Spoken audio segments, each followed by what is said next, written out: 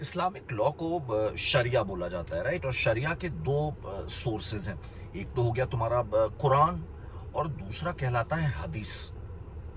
अलग अलग स्कॉलर्स अलग अलग ज्योग्राफी में आए, अलग अलग टाइम पीरियड में आए और इन्होंने इन्हीं दो सोर्सेज को अपने मेथड से इंटरप्रेट किया और शरिया को डिराइव किया।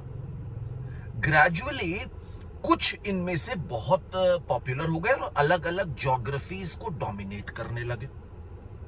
इसी को कहते हैं मजहब। जैसे सुन्नी इस्लाम के 4 मजहब बताए जाते हैं, ठीक है। पहला बताया जा रहा है तुम्हारा हनाफी। हनाफी के बारे में बताया जा रहा है कि ये जो स्कॉलर्स रहे हैं, ग्रुप ऑफ स्कॉलर्स रहे हैं, कि शुरुआत तो इनकी 7वीं 8वीं शताब्दी से आ जाती है। इसे कई लोग फॉलो कर रहे हैं, ठीक है। तो ये हनाफी स्कॉलर्स जो हैं, they believe in applying reasoning, राय इसे कहते हैं, राय, राइट। तो रीजनिंग की इस्तेमाल करके, और ये थोड़ा फ्लेक्सिबल स्कूल माना जाता है, ये लोग इंटरप्रेट करते हैं क्या कहते हैं, कुरान को और हदीस को।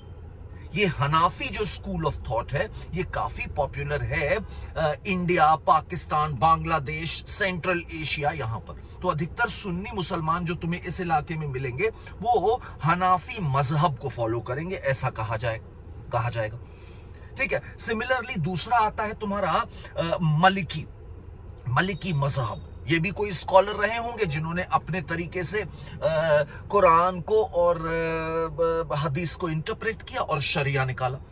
ये जो मलिकी स्कूल है, ये नॉर्थ अफ्रीका और वेस्टर्न अफ्रीका में काफी डोमिनेंट बताया जाता है। एंड दे, जैसे भाई हनाफी में मैंने तुम्हें बताया कि वहां पे रीजनिंग को इंपॉर्टेंस दी जाती है, यहां पे इंपॉर्टेंस दी जा रही है बेटा मदीना के टाइम का जो कॉन्टेक्स्ट है, उसके हिसाब से चीजों को इंटरप्रेट और डिराइव करने की कोशिश कर रहे हैं मलिकी मुसलमानों। मैंने तुम्हें बताया ये नॉर्थ अफ्रीका और वेस्ट अफ्रीका में काफी पॉपुलर है।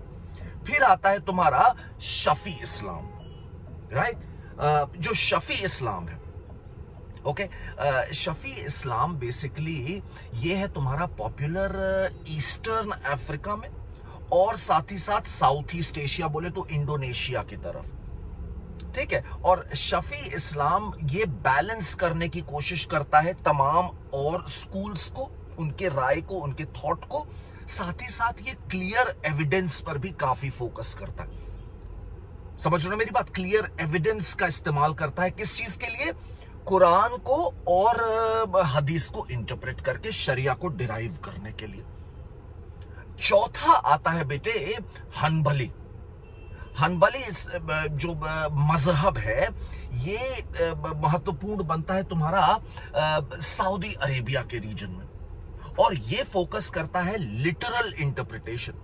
मतलब लिटरल इंटरप्रिटेशन करते हैं ये कुरान का भी और हदीस का भी, और उसके आधार पे जो शरिया डिराइव होता है उसे फॉलो किया जाता है सऊदी अरेबिया में, और इसे कहते हैं हनबली मजहब, ठीक है। शियाओं का अपना अलग मजहब होता है जिसे कहते हैं जाफरी, और भी अलग अलग छोटे छोटे होते हैं, उनका जिक्र कभी और जब मन करेगा तो करेंगे। फिलहाल के लिए ये ध्यान में रखने की कोशिश कर सकते हो।